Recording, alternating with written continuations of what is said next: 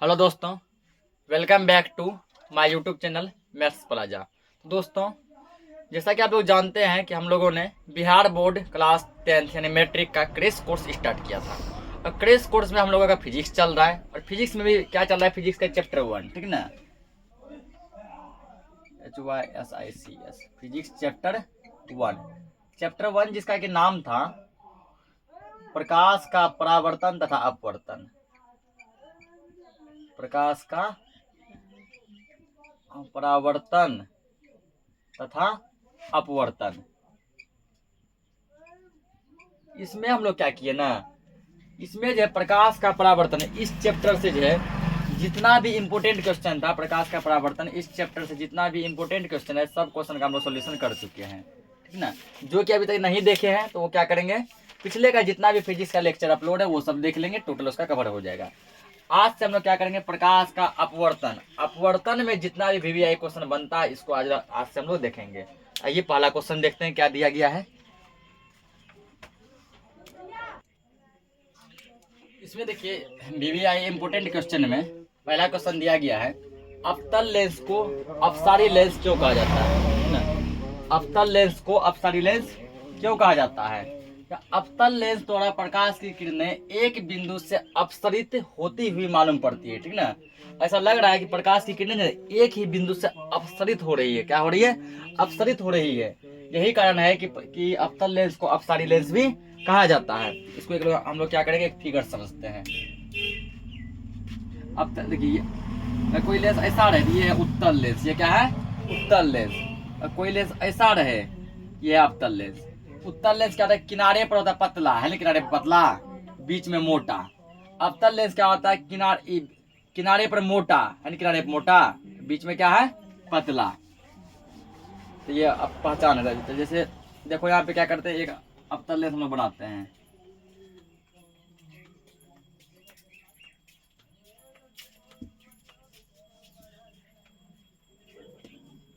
ये क्या, एक अवतल लेंस है, ठीक ना।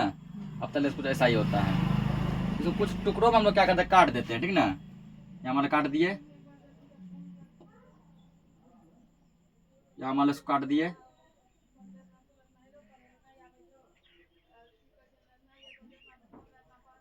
यहाँ काट दिए।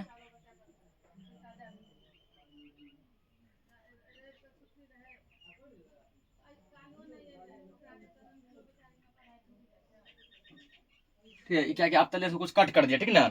अब क्या है, प्रकाश की किरणें आपतित होती है, ठीक। मान लो प्रकाश की किरणें यहाँ ऐसे आई इस पे, ठीक ना। और ये क्या करता है ना, इसको जो है इधर डाइवर्ट करता है। अवतल लेंस का क्या काम है, ठीक ना, प्रकाश की किरण क्या करता है, अपने से दूर भगा देता है, ठीक ना। दूसरा मान लो इस पर भी प्रकाश की किरण ऐसे आया, ठीक, इसको भी क्या किया, अपने से दूर भगा दिया। तीसरा मान के चलो ये है, ठीक ना, यहाँ प्रकाश किरण आया, ठीक। तो तीसरा में क्या होगा, ठीक ना, कि ये मान लो 20 से आया अंदर, 20 से सीधा निकल जाता है, बीच में क्या होता है, सीधा निकल जाता है। जैसे यहाँ आया वैसे ये चला गया, ठीक। उसका चौथा मान के चलो, ठीक है, इस पे फिर प्रकाश किरण आया, अब ये यहाँ से नीचे झुक गया, ये आया और चला गया, ठीक ना। तो इतना ही बड़ा रहने देते हैं। तो जी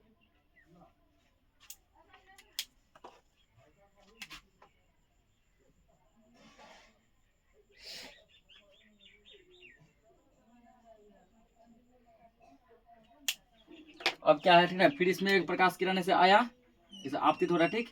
यहाँ से क्या भाग गया, दूर भाग गया, ठीक ना।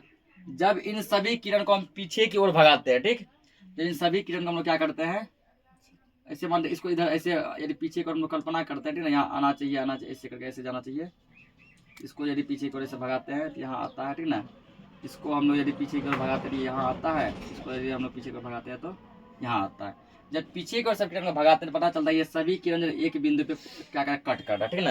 तो जहाँ ये कट कर रहा है ये बिंदु कहलाता है फोकस। क्या कहलाता है, फोकस। और फोकस को लिखते हैं किससे, एफ से लिखते हैं, ठीक ना। ये तो ऐसा लग रहा है कि सभी किरण जो है ना क्या है, ठीक ना, पीछे की ओर जो है ना आ रही है, पीछे की ओर आ रही थी, इसी कहते हैं अपसरित। पीछे की ओर आ रही, इसको कहते हैं अपसरित, इसलिए अवतल लेंस को अपसारी लेंस भी कहा जाता है। इसको नोट करो, अगला क्वेश्चन देखते हैं। अगला अगला क्वेश्चन दिया है, उत्तल लेंस को अभिसारी लेंस क्यों कहा जाता है? उत्तल लेंस को अभिसारी लेंस क्यों कहा जाता है? तो उत्तल लेंस द्वारा आपतित प्रकाश की सभी किरणें, उत्तल लेंस पर जब प्रकाश की किरणें आपतित होती है तो वो सभी किरणें लेंस की दूसरी ओर एक ही बिंदु पर अभिसरित होती है। अभिसरित होने का कहने का मतलब है मिलती है, एक ही बिंदु क्या होती है? मिलती है। इसीलिए जो उत्तल लेंस को अभिसारी लेंस भी कहा जाता है, ठीक ना। इसका एक फिगर देखते हैं।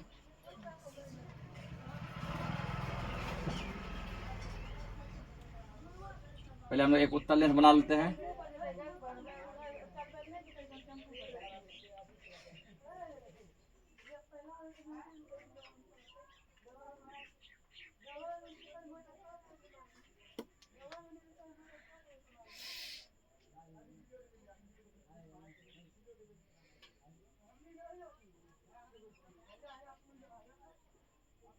ये क्या उत्तल लेंस है, ठीक ना।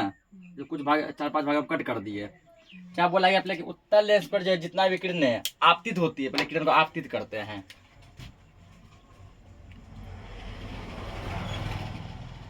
एक किरण मान, चलो इसको 20 से निकाल लेते हैं। एक किरण मान लो ऐसे आया, ठीक ना। उत्तल में ऐसे नहीं भागता है, ठीक ना, इधर ऐसे झुक जाता है, चला गया उधर। फिर मान लो एक किरण ऐसे आया, ऐसे भी क्या हो गया? झुक गया, ठीक ना। ये थोड़ा ज्यादा झुकेगा, मतलब कटना चाहिए। पहले आपतित करवा लो सबको। अब 20 से जो किरण आएगा ना वो सीधे निकल जाता है। 20 से जो किरण आता है वो क्या निकल जाता है? सीधा। फिर नीचे जो किरण आएगा वो ऊपर जाएगा, यहाँ से भी नीचे जो किरण आएगा वो ऊपर जाएगा, ठीक ना। ये सभी किरण क्या होता है? एक ही बिंदु पर जैसे लगेगा कि जैसे कट रहा है। इधर से ये किरण कहाँ जाएगा? यहाँ चला जाएगा।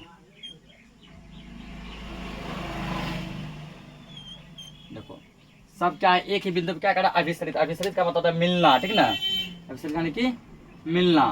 सब किरण क्या है? एक ही बिंदु पे मिल रहा है, कट रहा है। जहाँ ये कटा, जहाँ ये मिला, ये कटन बिंदु क्या कहलाता है? फोकस, ठीक ना। तो क्या है? आप क्या बोला गया? उत्तल लेंस द्वारा आपतित प्रकाश की सभी किरणें, देखो आपतित हुआ है लेंस की दूसरी तरफ, इस तरफ से आपतित हुआ, ये दूसरा तरफ इस साइड, एक ही बिंदु पर, देखो एक ही ये बिंदु है, अभिसरित होती है। अभिसरित करने का मतलब मिलती है, ठीक ना। अभिसरित होती है मतलब मिलती है, ठीक। इसीलिए जो है उत्तल लेंस को अभिसारी लेंस भी कहा जाता है। इसको नोट करो। अगला क्वेश्चन देखते हैं। अगला क्वेश्चन दिया है कि लेंस की क्षमता से आप क्या समझते हैं? लेंस की क्षमता से आप क्या समझते हैं? तो किसी लेंस द्वारा प्रकाश की किरणों को, कोई भी लेंस हो, चाहे वो उत्तल लेंस हो चाहे वो अवतल लेंस हो, ठीक ना, तो किसी भी लेंस द्वारा प्रकाश की किरणों को अभिसरण या अपसरण करने की मात्रा को उस लेंस की क्षमता कहते हैं। अभिसरण यानी अभिसरित, ठीक ना। ठीक है, अभिसरित कौन सा लेंस करती है? ये करती है उत्तल लेंस। और अपसरित कौन सा लेंस करती है? अवतल लेंस। यानी दोनों लेंस का चर्चा चलता है। तो अभिसरण या अपसरण करने की मात्रा को उस लेंस का क्या कहते हैं? क्षमता कहते हैं। एक एरो देंगे, यहाँ लिखेंगे, ठीक ना, कि लेंस की क्षमता को, एग्जाम में पूछ देता है कि लेंस की क्षमता क्या है, इसका SI मात्रक लिखें। लेंस की क्षमता को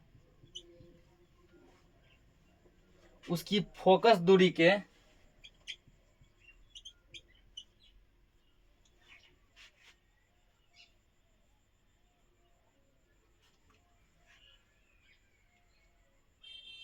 लेंस की क्षमता को उसकी फोकस दूरी के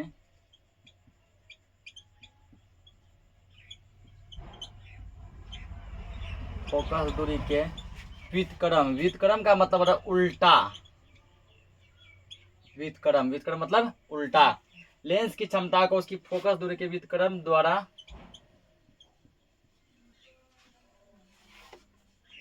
व्यक्त किया जाता है। व्यक्त किया जाता है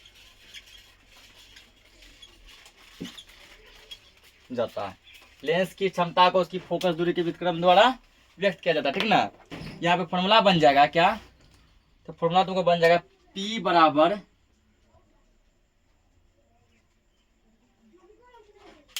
यहाँ पे एक चीज और लिख लो, ठीक ना। लेंस की क्षमता इसे पी से सूचित करते हैं। इससे मतलब किससे, इस यहाँ पे डिफिनेशन में लेंस की क्षमता को, ठीक ना, इससे कैपिटल पी से सूचित करते हैं, सूचित करते। इससे मतलब किसे, लेंस की क्षमता, लेंस की क्षमता किससे लिखते हैं, पी से, ठीक है ना। जहाँ भी कैपिटल पी लिखा रहे तो हम समझ जाएंगे कि ये लेंस की क्षमता का बात कर रहा है। किसका बात कर रहा है, लेंस की क्षमता का, ठीक है ना। इसे कैपिटल पी से सूचित करते हैं। इसका फॉर्मूला बन जाएगा P बराबर 1/f।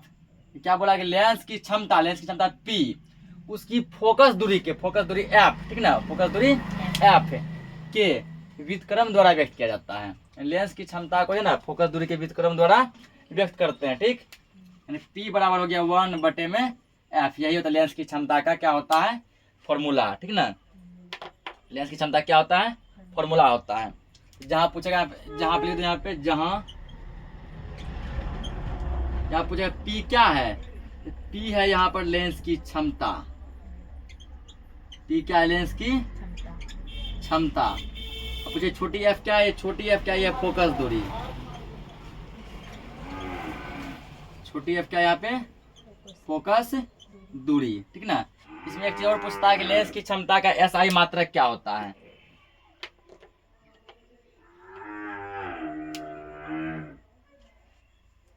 या दूसरा एरो मारेंगे तो तब लिखेंगे यहाँ पे।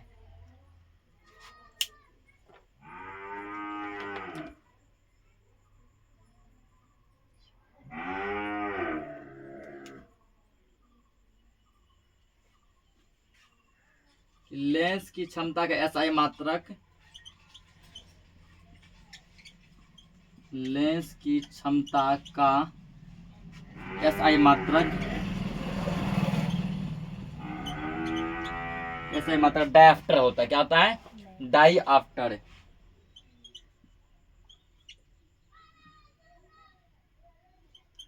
डायऑप्टर लेंस की क्षमता का SI मात्रक डायऑप्टर होता है। डायऑप्टर को हम लोग किससे लिखते हैं, कैपिटल D से लिख दो यहाँ ब्रैकेट में। लेंस की क्षमता का SI मात्रक डायऑप्टर होता है। अब एग्जाम में पूछ सकता, ठीक ना, कि लेंस की क्षमता क्या है और इसका SI मात्रक लिखें, या लेंस की क्षमता से आप क्या समझते हैं, इसका SI मात्रक लिखें। तो यहाँ तक लिखेंगे, किसी लेंस द्वारा प्रकाश की किरणों को अभिसरण या अपसरण करने की मात्रा को, एग्जाम के लिए बता रहे हैं, उस लेंस की क्षमता कहते हैं, ठीक ना। उसको इसका SI मात्रक क्या होता है, वो क्या होता है, डायऑप्टर होता है। इसको नोट करो, अगला क्वेश्चन देखते हैं। देखो यार कुछ कॉन्सेप्ट देखेंगे, ठीक है। क्या दिया है, जिस रंग का तरंग दैर्घ्य अधिक होता है उसका विचलन क्या होता है, कम होता है, ठीक है ना। जिस रंग का तरंग दैर्घ्य जितना ज्यादा होगा, यानी जितना अधिक होगा, उसका विचलन उतना ही कम होगा। कम को कभी कभी न्यूनतम भी लिखा जाता है, ठीक ना। जिसका तरंग दैर्घ्य अधिकतम होगा उसका विचलन न्यूनतम होगा, ठीक। और दूसरा कॉन्सेप्ट लिखेंगे, जिसका विचलन अधिक होगा उसका तरंग दैर्घ्य कम होगा। यहाँ क्या दिया है, जिस रंग का तरंग दैर्घ्य अधिक होता है उसका विचलन कम होता है। अगला लिखेंगे, जिस रंग का विचलन अधिक होता है,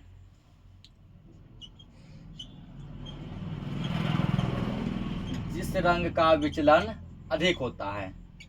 विचलन अधिक हुआ तो तरंग दैर्घ्य कम होगा उसका, और यदि तरंग दैर्घ्य अधिक हुआ तो विचलन कम होगा उसका। जिस रंग का विचलन अधिक होता है,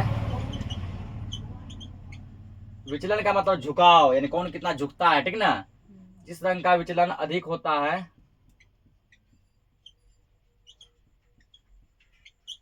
उसका तरंग दैर्घ्य कम होता है।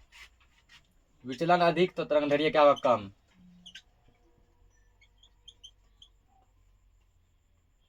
उसका तरंग दैर्घ्य कम होता है।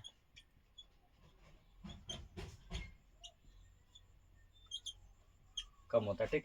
जिस रंग का तरंग दैर्घ्य अधिक होगा उसका विचलन कम होगा, और जिस रंग का विचलन अधिक होगा उसका तरंग दैर्घ्य कम होगा। और अगला जैसे लिखेंगे, ठीक ना। अब पता चलता है कि किसका तरंग दैर्घ्य ज्यादा होगा और किसका तरंग दैर्घ्य कम होगा। हम तो केवल यहाँ ये जाने कि जिस रंग का तरंग दैर्घ्य अधिक होगा विचलन कम, और जिस रंग का विचलन अधिक तरंग दैर्घ्य कम। अब क्वेश्चन बनेगा, किस रंग का तरंग दैर्घ्य ज्यादा होगा, किस रंग का तरंग दैर्घ्य ज्यादा होगा और किस रंग का विचलन कम होगा। फिर किसका विचलन ज्यादा होगा, किसका तरंग दैर्घ्य कम होगा। तो देखो यहाँ पे लाल रंग का तरंग दैर्घ्य ज्यादा होता है, लाल रंग का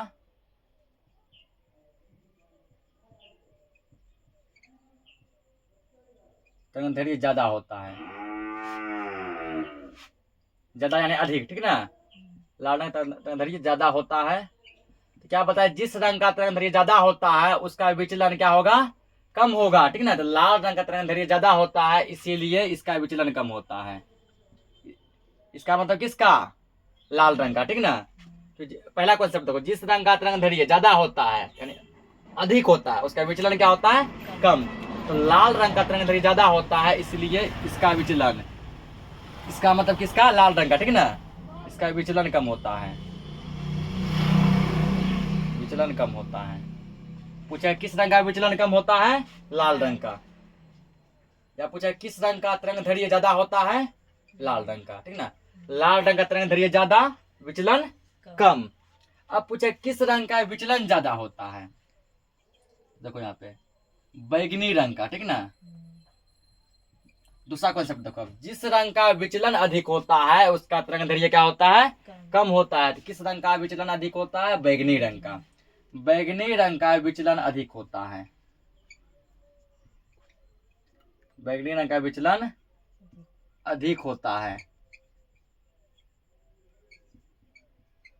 बैगनी रंग का विचलन अधिक होता है, इसलिए इसका जो है ना, क्या पता है, जिस रंग का विचलन अधिक होगा उसका तरंग दैर्घ्य क्या होगा, कम। तो बैगनी रंग का विचलन अधिक होता है, इसीलिए इसका तरंग दैर्घ्य कम होता है। इसका मतलब किसका, बैगनी का, इसलिए इसका तरंग दैर्घ्य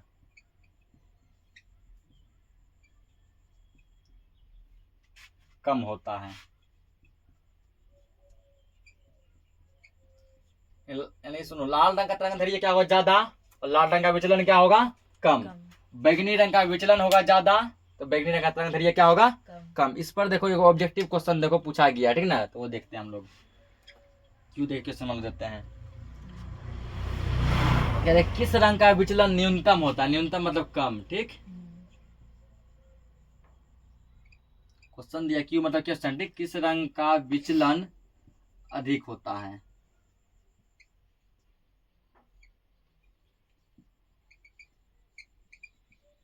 विचलन अधिक होता है।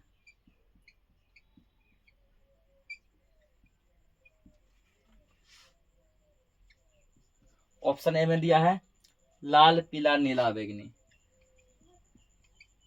लाल पीला नीला बैगनी। आंसर में भी देखो गलती दिया, ठीक है, लाल दे दिया है, ठीक। अरे क्या क्या, किस रंग का विचलन अधिक होता है, देखो कॉन्सेप्ट में लाल रंग का तरंग दैर्घ्य होता है ज्यादा, तो लाल रंग का विचलन क्या होता है, कम। तो ये तो होगा नहीं। बैगनी रंग का विचलन अधिक होता है और इसका तरंग दैर्घ्य क्या था, कम। तो बैगनी कहाँ दिख रहा है, डी नंबर में, इसका क्या हो गया, डी, ठीक ना। कि बैगनी रंग का विचलन क्या होता है, अधिक होता है।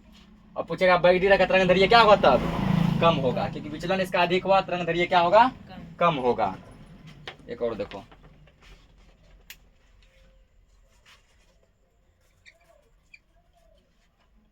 फिर मान लो यही क्वेश्चन ऐसा दे देगा, किस रंग का तरंग दैर्घ्य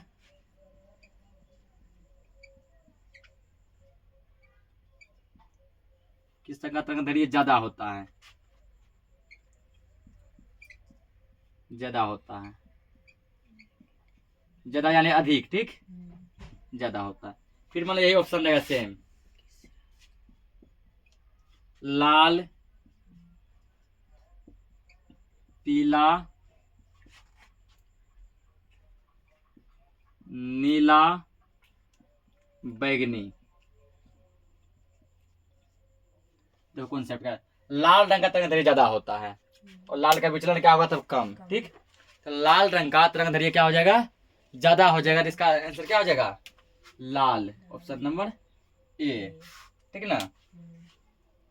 तो तुम नीचे करना, यहाँ जगह नहीं है, हम यहाँ देखते हैं और कुछ क्वेश्चन, ठीक। और इसे पूछता है, 3-4 जगह पूछेगा, ठीक ना।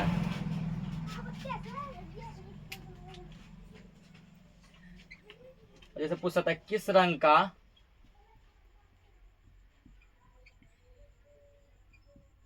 का यहाँ पूछा भी गया है 2020 के सेकंड सिटिंग में, किस रंग का विचलन न्यूनतम होता है?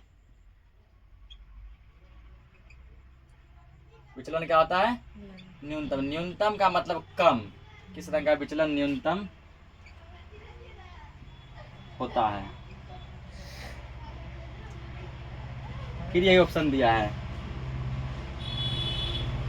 लाल, बी में कर दो बैगनी,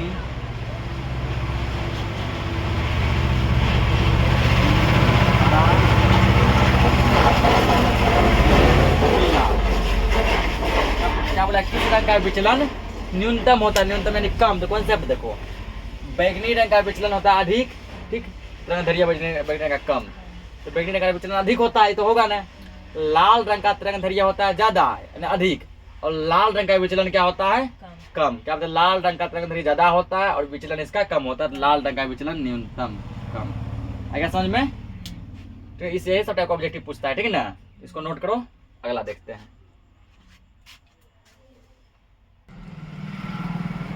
तो बीच में कॉन्सेप्ट समझ गए थे, ठीक ना। क्वेश्चन नंबर 3 तक किए थे और चौथा क्वेश्चन दिया है, उत्तल लेंस के 2f पर स्थित वस्तु के प्रतिबिंब बनने की क्रिया का किरण आरेख खींचें। मतलब यदि ये किसी वस्तु को उत्तल लेंस के 2f पर रखा जाता है, प्रतिबिंब कहाँ बनेगा उसका क्या करना है, पूरा प्रोसेस लिखना है। ये क्या एक उत्तल लेंस है, ठीक ना। उसके बाद क्या होता है, इसमें एक होता है ये प्रधान अक्ष, बीचों बीच ये क्या है? प्रधान अक्ष। ये बीच का पॉइंट यहाँ क्या होता है? ये होता है प्रकाशीय बिंदु O। प्रकाशीय बिंदु क्या लिखते हैं? O, ठीक। यहाँ पर होता है ये फोकस, इसको लिखते हैं F। ये होता है 2f, इसका दुगुना दूरी पर, ठीक। इधर होता है F डैश, इधर होता है 2f डैश। यहाँ से यही पूछता है, ठीक ना, कि लेंस में कितने फोकस होते हैं। देखो, एक फोकस, दो फोकस, क्या का फोकस है? दो गो फोकस है ना। डैश पूछे लेंस में कितने फोकस होते हैं? दो। तो कह रहा है यहाँ पे कि यदि किसी वस्तु को 2f पर रखा जाता है, ये एक मान के चलो, एक वस्तु हम लोग इतना बड़ा लेते हैं, वस्तु का मान नाम दे दिए A B, ठीक ना। इस वस्तु किस पर रख दिए? 2f पे रख दिए, इस साइड रखेंगे, ठीक। कहता है उसका फोटो कैसा बनेगा? क्या होगा, यहाँ से पहले एक प्रकाश का किरण जाएगा, यहाँ तक गया, ठीक ना। उसके बाद यहाँ से क्या होगा, ये फोकस से कट जाएगा। फोकस क्या हो जाएगा? कट जाएगा, यहाँ कुछ चला गया, ठीक। दूसरा प्रकाश का किरण जाएगा ये प्रकाशीय बिंदु से होकर,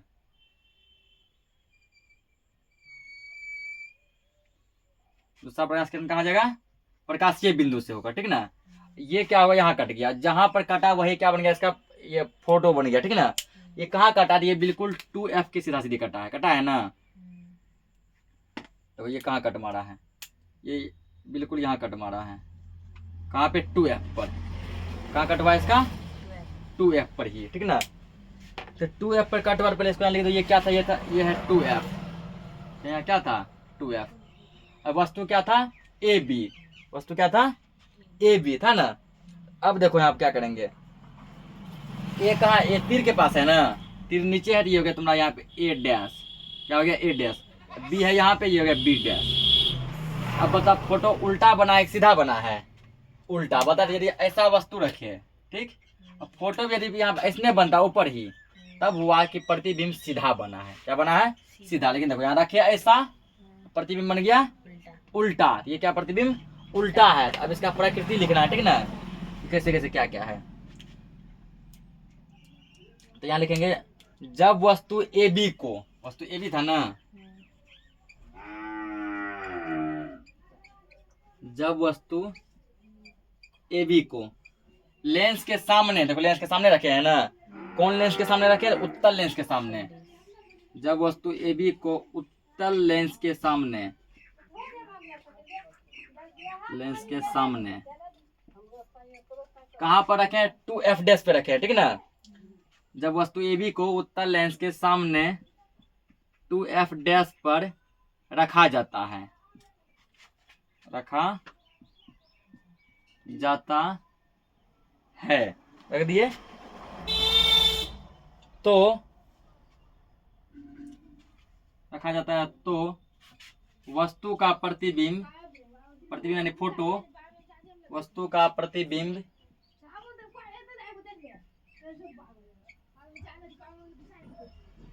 वस्तु का प्रतिबिंब क्या बनता है, देखो ए डैश बी डैश, क्या बना वस्तु का प्रतिबिंब ए डैश बी डैश।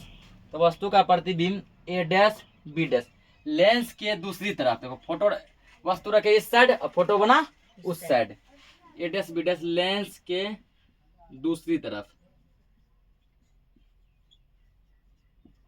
लेंस के दूसरी तरफ, लेंस के दूसरी तरफ 2f पर बनता है, ठीक ना। लेंस के दूसरी तरफ कहाँ बना, 2f पर बनता है, 2f पर बनता है। और यह प्रतिबिंब कैसा बना है, देखो 2f पर बनता है, लेकिन यह प्रतिबिंब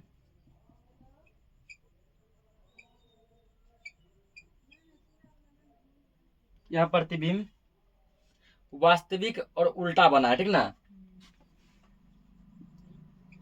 तो जब भी प्रतिबिंब ये उल्टा बन जाए समझना वो वास्तविक है, ठीक। तो यह प्रतिबिंब वास्तविक उल्टा, उल्टा बना सीधा बना है, उल्टा बना वास्तविक उल्टा और वस्तु के, तो जितना बड़ा वस्तु रखे थे ना प्रतिबिंब भी उतना ही बड़ा बना, बराबर बन गया, ठीक है ना। जितना बड़ा ये रखे थे ये भी कितना बना, उतना ही बड़ा। आप लिखेंगे वास्तविक बना है, उल्टा बना और वस्तु के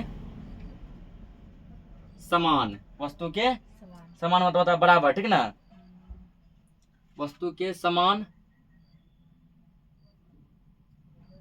सामान, वास्तविक उल्टा और वस्तु के समान आकार का बना है, आकार का बना है।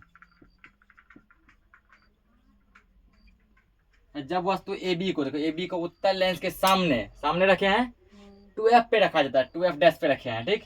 तो वस्तु का प्रतिबिंब बनता है ए डैश बी डैश, कहाँ बनता है, लेंस के दूसरी तरफ 2f पे बनता है, ठीक। यह प्रतिबिंब कैसा बनता है, उल्टा, वास्तविक बना है, उल्टा बना है, वस्तु के बराबर बना है। इसको नोट करो।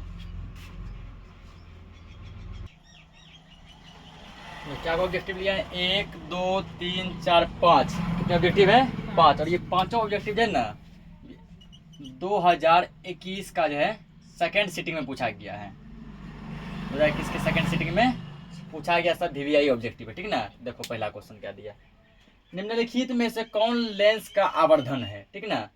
तो लेंस का आवर्धन क्या, u/v, u/v, u+v या v/u। तो लेंस का आवर्धन होता है v/u, क्या होता है, v/u। तो कभी कभी क्या करता है ना, फंसाने के लिए पूछेगा उत्तल लेंस का आवर्धन क्या है, तो उत्तल लेंस का आवर्धन में क्या होगा, v/u। कभी कभी क्या पूछेगा अवतल लेंस का आवर्धन क्या है, तब भी क्या होगा, v/u। उत्तल लेंस का पूछे या अवतल लेंस का पूछे या केवल लेंस का पूछे, तो आवर्धन का फॉर्मूला क्या आता है, v/u होता है। तो निम्न में से कौन सा पदार्थ लेंस के लिए प्रयुक्त नहीं किया जाता है, देख सकता है कि देखो एक साल में इस चैप्टर से खाली प्रकाश का अपवर्तन, इस चैप्टर से 5 से 6 ऑब्जेक्टिव पूछा गया, कब, 2021 में सेकेंड सिटिंग में। तो निम्न में से कौन सा पदार्थ लेंस बनाने के लिए प्रयुक्त नहीं करते, ठीक ना। तो लेंस बनाने में जल भी लगता है, कांच भी लगता है, ठीक, पीतल नहीं लगता है, लेंस बनाने के लिए पीतल नहीं लगता। कभी कभी क्या ऑप्शन देगा कि निम्न में से कौन सा पदार्थ लेंस बनाने के लिए प्रयुक्त नहीं करते, ऑप्शन ए में देगा जल, बी में देगा कांच, ठीक ना, सी में कुछ और देगा, डी में देगा मिट्टी, ठीक। तो वहाँ पे मिट्टी प्रयोग नहीं करेंगे, ठीक ना। यहाँ डी में दिया, इनमें से कोई नहीं। प्रकाश के अपवर्तन के कितने नियम हैं, प्रकाश के अपवर्तन के 2 नियम हैं, कितने नियम है, 2। परावर्तन पूछे चाहे अपवर्तन, नियम कितने हैं, 2। प्रकाश के परावर्तन के कितने नियम है, तब भी 2। प्रकाश के अपवर्तन के कितने नियम है, तब भी 2। अगला, किसी माध्यम के लिए अपवर्तनांक, इसको म्यू पढ़ते हैं, ठीक है, ये ऐसे लिखते हैं, स्मॉल यू लिख के से खींच दो इसको, इसको पढ़ते हैं म्यू, क्या पढ़ते हैं, म्यू, ठीक ना। अपवर्तनांक को किसी लिखा जाता है म्यू से, ठीक ना। तो कहता है किसी माध्यम के अपवर्तनांक का मान होता है, तो यहाँ म्यू का फॉर्मूला होता है म्यू बराबर साइन आई बटे में साइन आर। म्यू का फॉर्मूला क्या था, साइन आई बटे में साइन आर होता है, ठीक ना। म्यू यानी अपवर्तनांक, तो अपवर्तनांक का फॉर्मूला आता है साइन आई बटे साइन आर। कहाँ पे है ये, तो ऑप्शन नंबर सी में है। तालाब का जल कम गहरा दिखाई क्यों देता है? तालाब का जल कम गहरा दिखाई देने का कारण है प्रकाश का अपवर्तन। प्रकाश का अपवर्तन, ऑप्शन नंबर सी। प्रकाश के अपवर्तन के कारण जो है तालाब का जल कम गहरा दिखाई देता है। ठीक, तो लगभग वीवीआई क्वेश्चन इस चैप्टर से करा दिए हैं। जो भी कुछ बचा होगा हम लोग इसको नेक्स्ट लेक्चर में देख लेंगे। तब तक के लिए जय हिंद।